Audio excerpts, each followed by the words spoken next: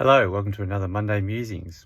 Well, this week I'm musing again on the words of Brad Stulberg, and I've just got his book, so it's probably why I'm certainly invested in that at the moment. One of his recent posts on his social media talks about how the hustle culture types will say everything's about grit, toughness, suffering, and being serious all the time. Many of them almost be a bit like the David Goggins approach. Now, I don't mind some of David Goggins' approach, and certainly agree there's a time and a place for some of this. However, Brad also talks about how high-performing teams and athletes and organisations need to also make time for fun and enjoyment. Now more than ever, I'm starting to muse on this a bit as well.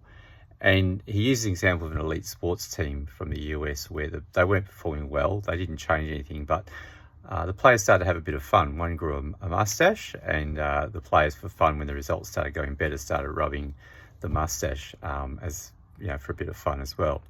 Now, you can see here, this is not anything to do with anything like that. In fact, I'm calling this my crap beard at the moment, just my final attempt to give it a go for once.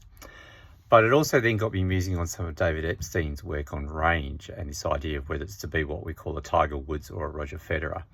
Now, one of them, Tiger, was certainly immersed in very specific coaching and focus on one sport very early, while the other, Roger, and very much directed by his mother, didn't really get into tennis early and played a lot of other different sports and had a lot of fun and enjoyment. But what he learned from those, the fun he had, actually ended up contributing to his tennis success. I personally think I favour the Roger Federer approach a bit, but certainly David Epstein's Range is a really interesting book.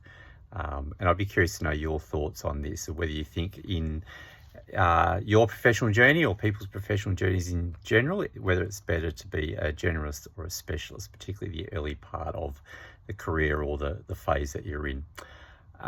My shout out this week goes to Dr. Nancy Pavicic.